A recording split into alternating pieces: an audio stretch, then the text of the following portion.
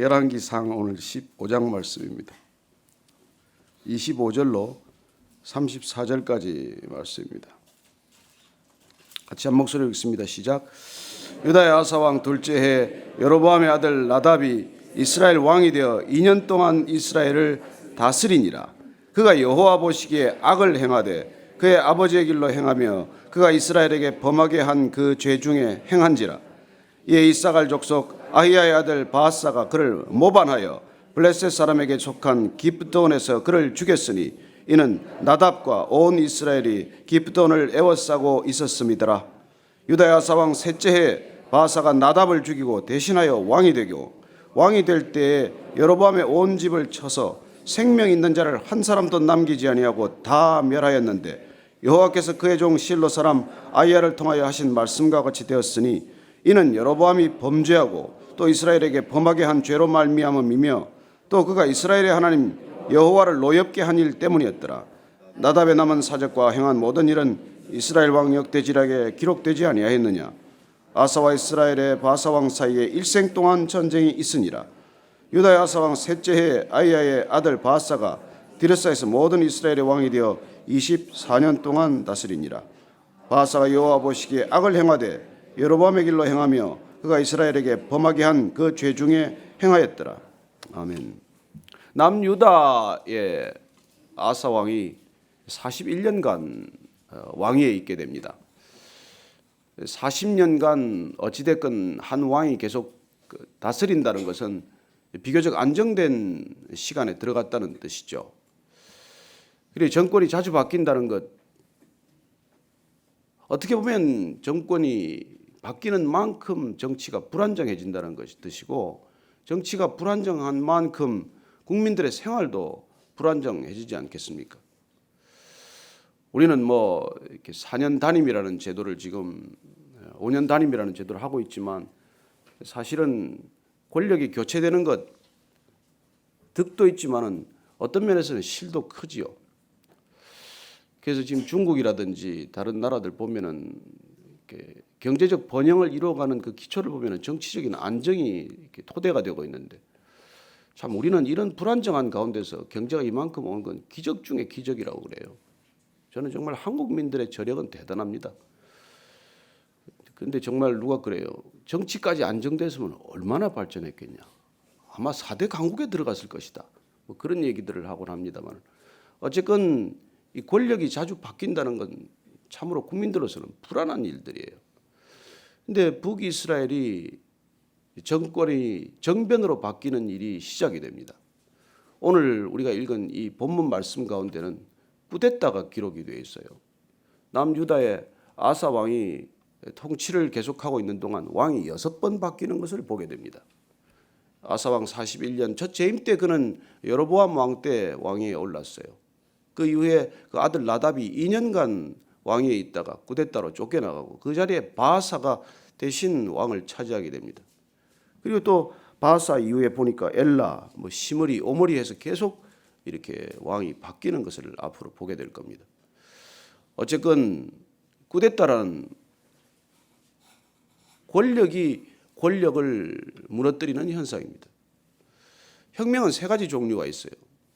민중으로부터 올라오는 아래로부터의 혁명이 있고, 옆으로부터의 혁명이 있고, 위로부터의 혁명이 있는데, 어쨌건 쿠데타는 권력 교체 안에서 내부 간의 어떤 갈등으로 일어나는 현상을 말하는 것이죠. 대중적인 민중혁명과는 다른 형태입니다. 오늘 우리가 읽게 되는 이 본문 말씀 가운데 나답 왕이 2년 동안 다스렸다는 말로 시작이 됩니다. 한번 15장 1절, 15장 25절 26절 말씀 같이 한번 읽어보시겠습니까? 시작. 유다의 아사 왕 둘째 해 여로보암의 아들 나답이 이스라엘 왕이 되어 2년 동안 이스라엘을 다스리니라. 그가 여호와 보시기에 악을 행하되 그의 아버지의 길로 행하며 그가 이스라엘에게 범하게 한 그 죄 중에 행한지라. 나답은 아버지 여로보암이 갔던 길 그대로 행했다고 말합니다. 여로보암의 길 가서는 안 될 말이죠. 가서는 안 될 길을 그 아들이 동일하게 걸었다는 얘기입니다. 아들이 아버지를 닮지 않고 누구를 닮겠습니까? 기가 막히게 닮는 아들이 있는가 하면 또 그런 아버지 밑에서 그렇지 않은 아들도 있긴 해요. 그러나 드문 게 아닙니까? 통상적으로는 아버지 정말 걸음걸이까지 닮고 말투까지 닮고 어떤 분은 웃음소리까지 꼭 닮았어요. 이 나답의 경우는 아버지 여로보암의 길을 그대로 행했다고 되어 있습니다. 가장 큰 죄악은 무슨 죄악일까요? 아버지가 우상 숭배에 빠진 것 그대로 답습했다는 말입니다. 금송아지 세워놓고 금송아지 절하는 것, 그게 그 하나님께서 보시기에 가장 악한 행동인데 그 아들도 동일하게 그 길을 갔다는 뜻이죠. 뭐 보고 배운 게 그 길이라면 그 길이 왜 어떤 길을 가겠습니까? 어쨌건 이 나답이 2년 동안 왕위에 있었는데 문제는 그가 아버지 여로보암 치하에 어쩌면 국민들의 불만이 팽배했을 터이고 내부적으로 상당히 불안한 요소가 컸을 것인데 그는 그 불안한 정정을 안정되기 전에 전쟁을 벌였다는 것입니다. 블레셋 땅에 있는 깁돈이라고 하는 땅을 되찾기 위해서 아마 전쟁을 벌인 것으로 보입니다. 그렇죠. 그쪽이 전략적 요충지고 군사적으로 요충지여서 남유다를 제압하기 위해서 또 혹은 대상로를 장악하기 위해서도 필요한 지점이었을 것입니다.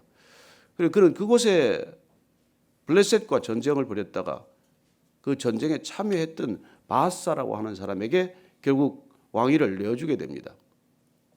어쩌면 그는 어리석은 길을 선택을 한 것이죠. 여러분은 어떤 것이든 내 안에부터 정리가 되고 밖의 일이 시작이 되어야 하지 않겠습니까? 나란 일은 더해서 뭐 하겠습니까? 우리가 뭐 가정이 어려운데 밖의 일이 잘 풀린다는 건 이상한 일 아니겠어요? 모든 일은 안에서부터 정비가 되고 안에서부터 다져지고 안에서부터 굳건히 토대가 마련된 위에 뭔가가 세워져야 되는 것 아니겠습니까? 요새 뭐 이게 제1롯데월드 보니까 뭐 오늘 또 뭐 수족관을 개장하냐 안 하냐는 문제가 시끄럽습니다만은 좌우지간 저 100몇 층짜리 123층짜리 건물을 지면서 얼마나 그 토대가 중요하겠습니까? 기초가 조금이라도 흔들리면 정말로 그건 뭐 높이 쌓을수록 위태로운 거 아니겠어요? 뭐 옆에 석촌 호수 때문인지 뭐 때문인지 저희들은 이유를 정확히 알지 못하지만 어쨌건 균열이 생기고 여러 가지 잡음이 그치지 않는 그곳을 보면서 우리 인간이 그렇게 위로만 짓는 것이 가져오는 늘 위험을 보게 됩니다. 그러나 어쨌건 우리는 고층 건물을 지을수록 밑을 깊이 파들어가야 할 것이고 동일하게 우리 인생도 마찬가지죠.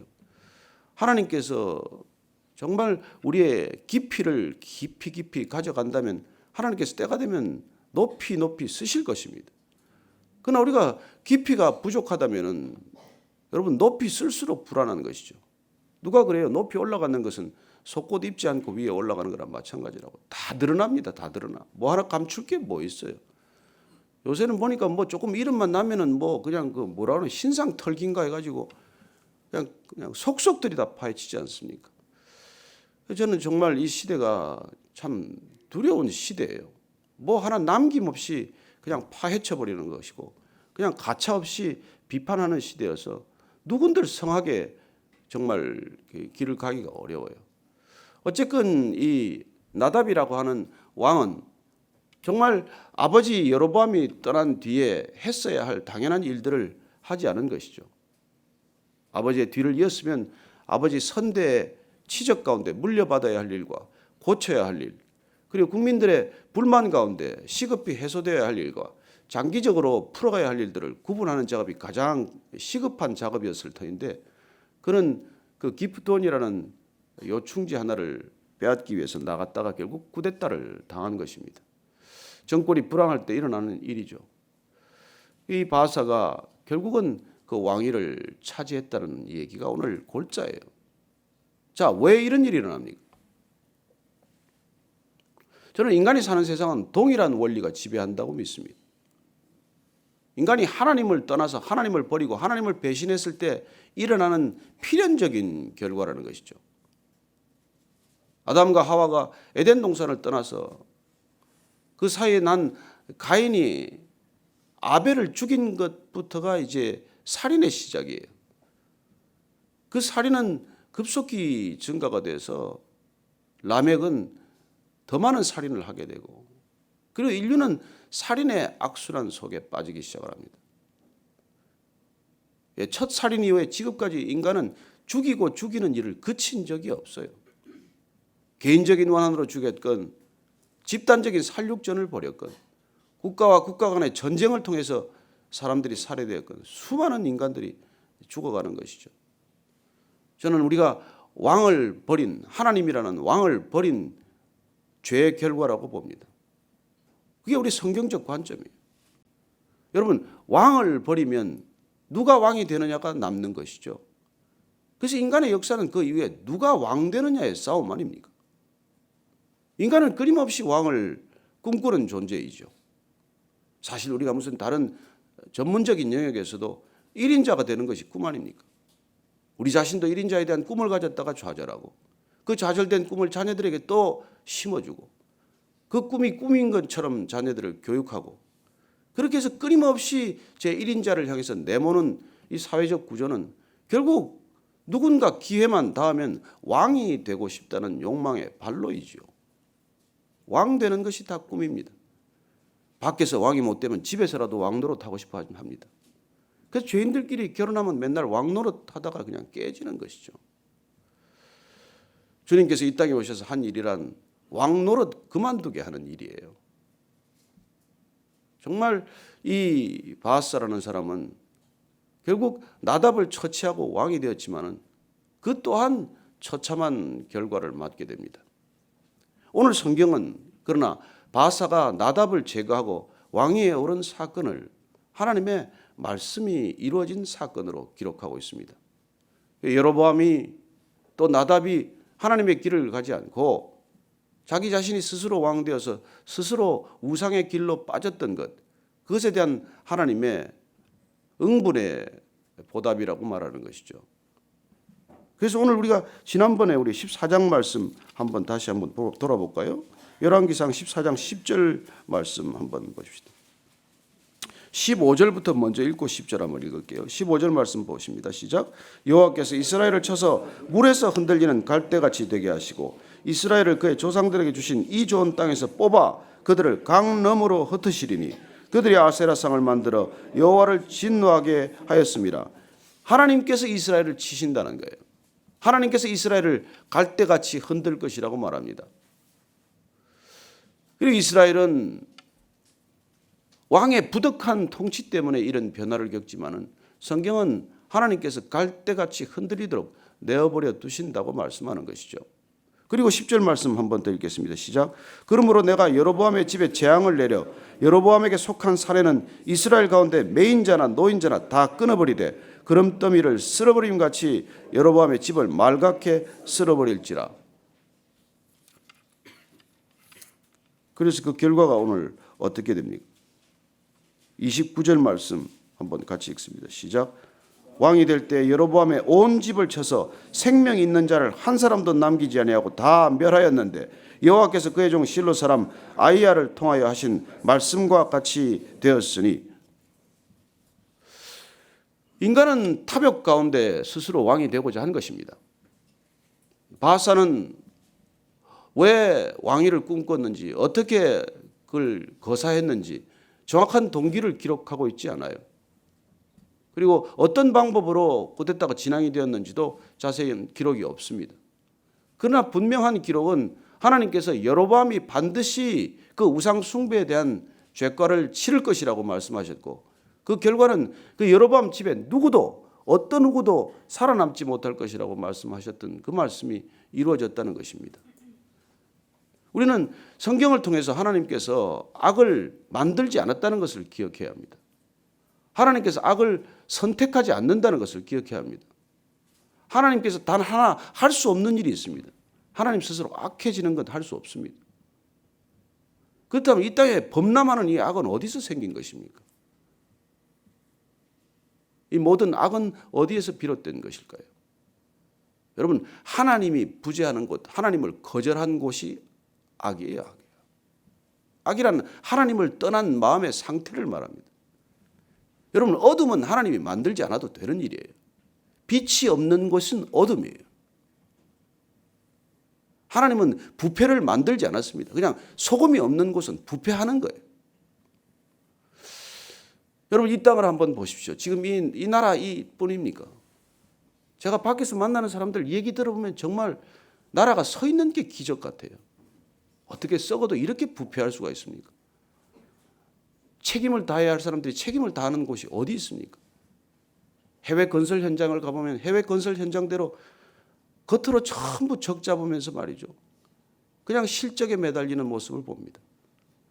뇌물 받는 사람들은 보면 자기 뇌물 얼마간 받겠다고 회사에 수억 원, 그 수십 배의 손실을 끼치는 것을 조금도 개의치 않습니다. 썩어도 이런 사회는 없어요. 우리는 그냥 지표로 겉으로 보면 이 나라가 그냥 부강해 가는 것 같고 그냥 제대로 사는 것 같지만 속속 들여다보면 악취가 나도 이런 악취는 없어요. 주님께서 왜 이 땅에 우리를 보고 소금 되고 빛이 되라고 그러겠어요? 세상의 본질이 어둠이고 부패기 때문에 그런 거 아니겠습니까? 세상의 본질은 어둠이에요. 그러나 주님이 이 땅에 오셨기에 빛이 임한 것이고 빛이 있으라 하신 이후에 빛 대신 주님 오실 때까지 말씀의 빛을 비추어 주셨기에 그런 것이지, 말씀이 떠난 곳, 주님이 계시지 않은 곳, 주님을 없다고 하는 곳, 스스로 주님을 제 발로 차버린 곳은 가보면 이런 갈등과 투쟁과 부패는 불가피한 일이에요.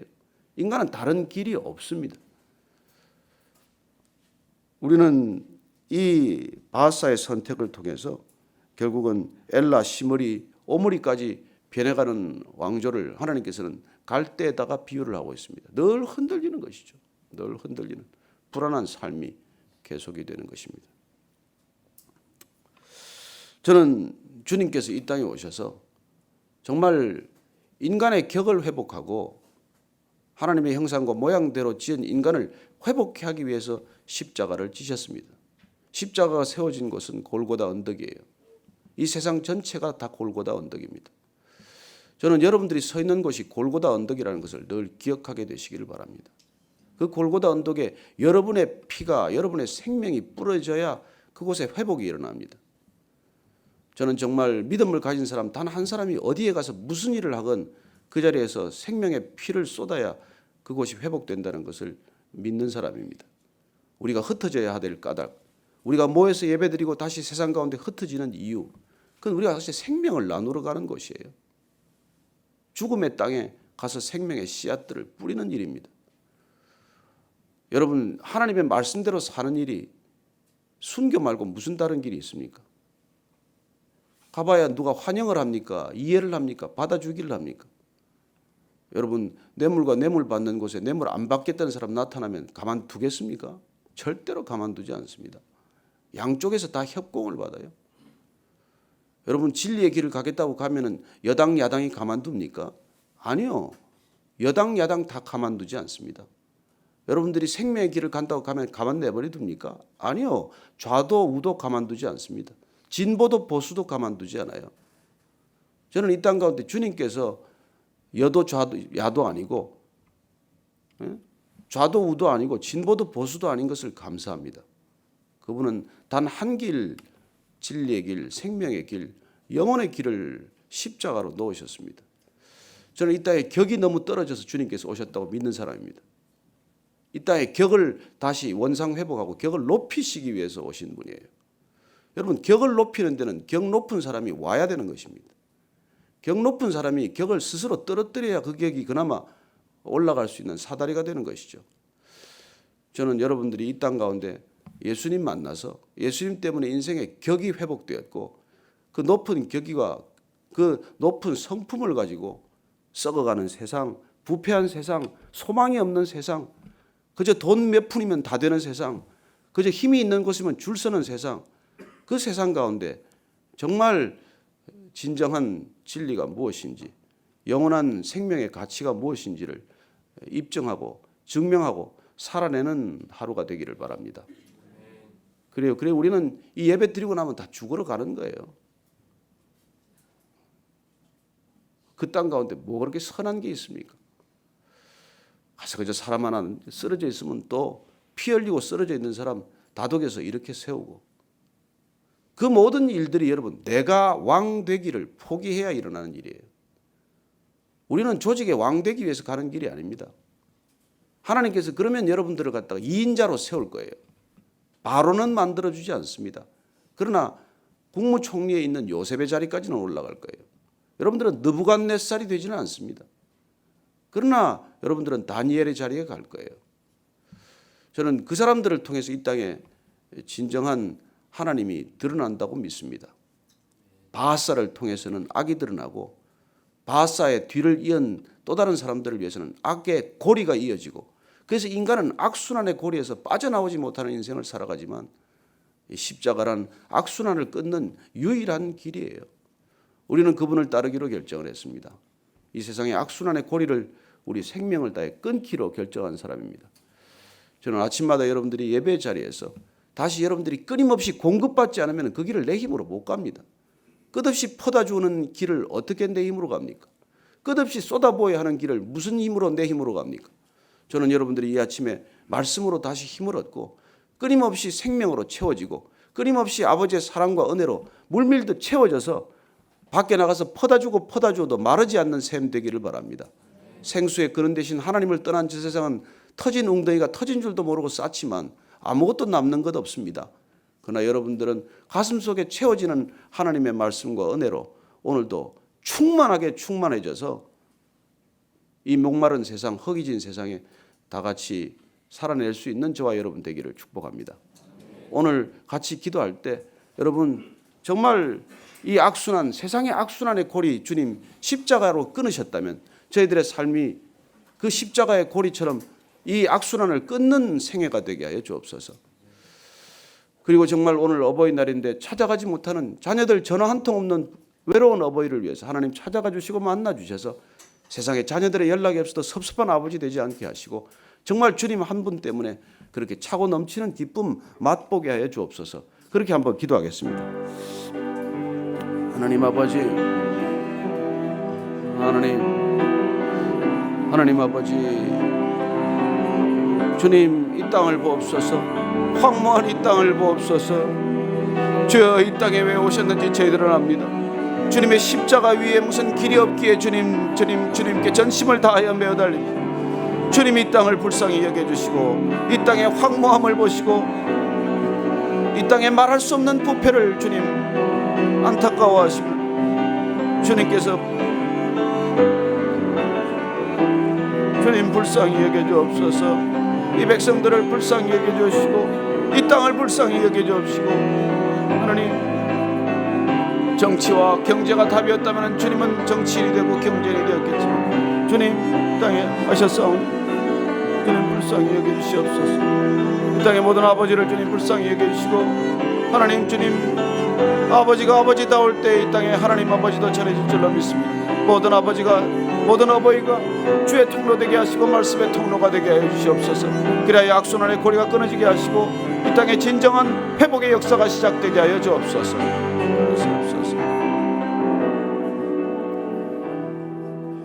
하나님 이 땅의 황무함을 돌아보소서.